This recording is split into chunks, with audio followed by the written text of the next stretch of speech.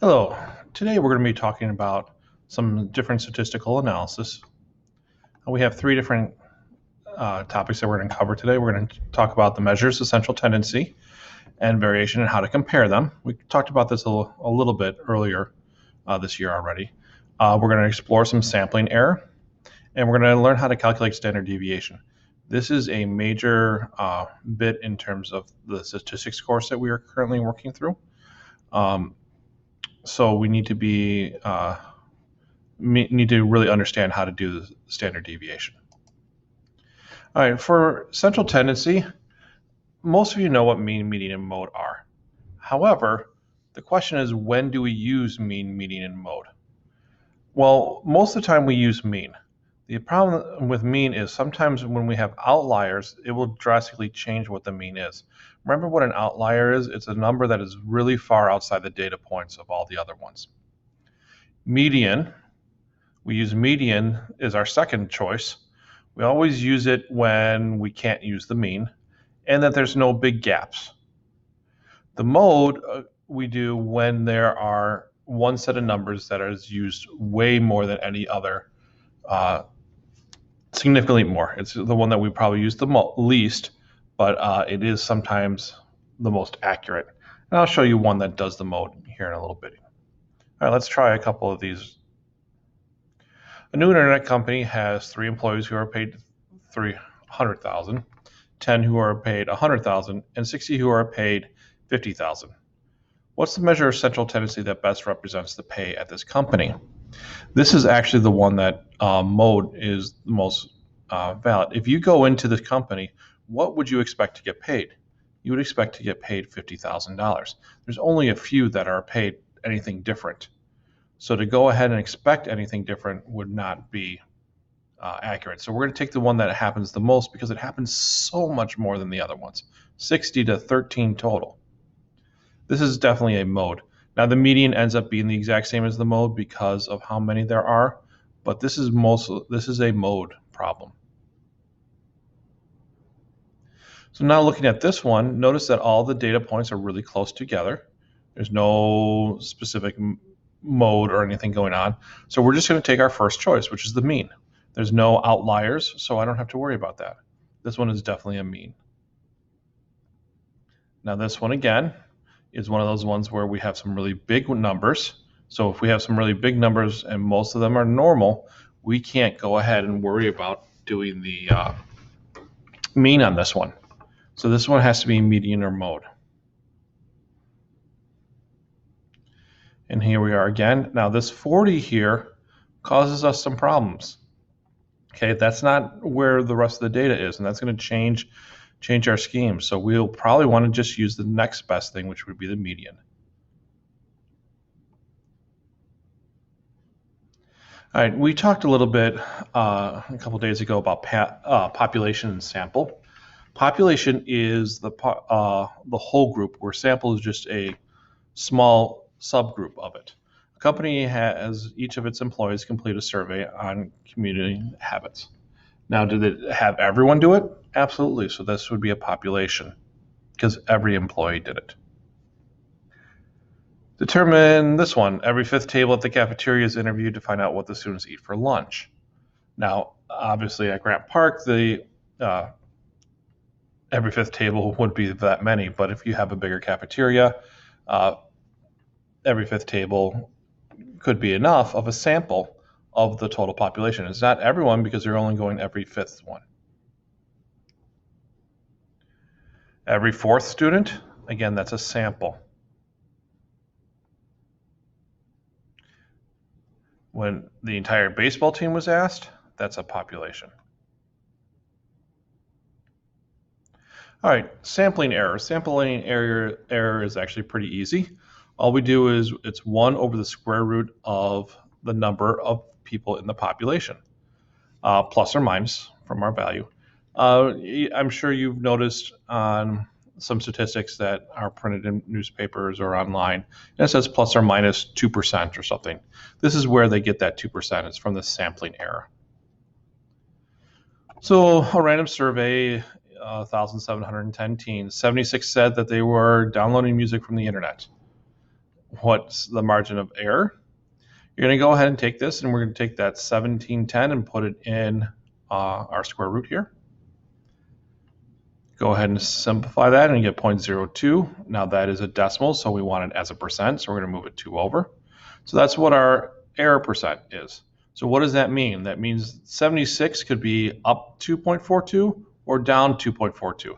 There could be some error in there depending upon what we have. The less people that we have, the bigger the sampling error. The higher the number of people we have, the less the sampling error. So what can we go ahead and do? Where can we be comfortable? The percentages. So we subtract, and then we also add, and we get between that 73.5 or 73.6 and 78.4. Somewhere in that area is where we're looking at. So here we have 1,540 people and 83%. So we just put that in our calculator, take the 1 over the square root of that, and we have 2.55%.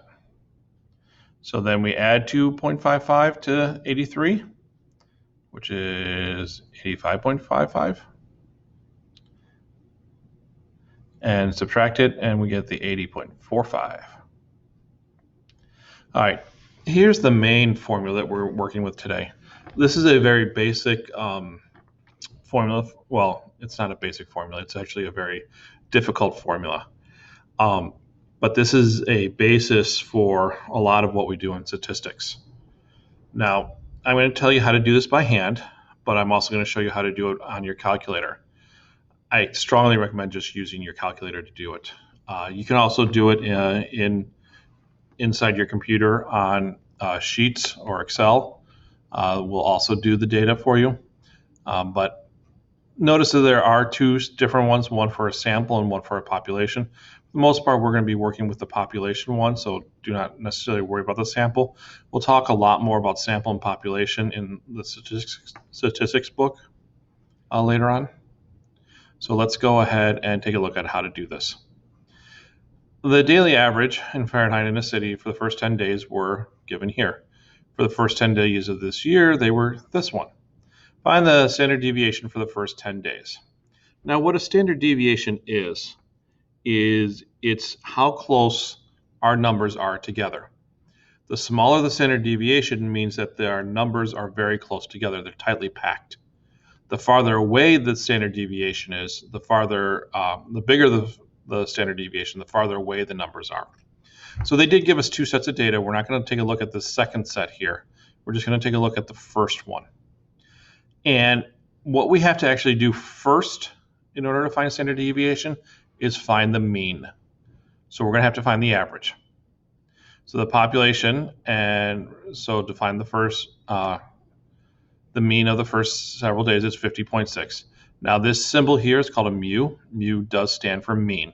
It's another way to go ahead and do that. So it's 50.6. And now what we need to do is we actually need to take all of these 10 numbers and subtract 50.6 from them. Each and every one of these. And that'll show up on the next slide here. So to find the standard deviation, I'm going to take all those numbers, and they have some dots here. And we subtract 50.6. After we've gotten that answer, we do square it. Square all of them. Take all of those answers, add them up. Divide by, like an average, divide by 10, and then take the square root of it. It's a lot of work, which is why I highly recommend using your calculator or your Chromebook to figure this out instead. But you can do it by hand, and it does give us 9.8. So again, after we got the mean, the 50.6, we take each and every data point. That first data point is 38, then 48. And we're going to subtract 50.6, 38, then 48. And you keep going all the way until the end, which was 36. You take each of those answers and you square them. So whatever this answer is, 11.4, and this one over here, the 1.4, and so on and so forth. 1.16, I'm sorry. Anyways, 1.6. 2.6. Wow. Negative 2.6. Anyways, you subtract them both, square them, take all those squared numbers, add them up, divide by 10, or the number of that we have, the n, and then we take the square root at the end. So let's go ahead and take a look at how to do this on the calculator to make it a lot easier. All right, so if you press the stat and then enter button, your stat button is next to your X button. It's between your X button and your pad to move left, right, up, and down. You're going to hit enter, and then you're going to press enter to go ahead and enter in the values. So you're going to go ahead and enter in each value into L1, it should be. And so you just go ahead and enter those in. If there's something there, you can go ahead and hit clear or delete to get rid of them, those other values. But you just enter in those 10 values. After you've entered them all in, you go back and hit the stat button again. You hit the over button, then you're going to hit enter. And what it's going to print off is this thing right here, 1 var stat. And it'll print off all these different numbers, and we'll go through a lot of these as we go through the course. But X bar at the top is our mean, but the one we're looking at down here is at 6.99. So the mean is 33.3, which is what was there, and then the value at the bottom was 6.9. So if we were to compare those two deviations, the first one was bigger. You know, the first one, if we go all the way back, we got 9.8. And for the second ones that we did with the calculator was 6.9. So what does that mean? It means the first set of data was more spread out than the second set. The second set was a little bit tighter because it only had a 6.9 value. So here's one that you could go ahead and type in yourself. There is quite a few. There's 20 of them. And then you want to hit your stat, 1 bar, hit enter. And when you do that all, you should get a wonderful value of 8.12. All right. We can go over some more of this on Monday if you're having difficulty.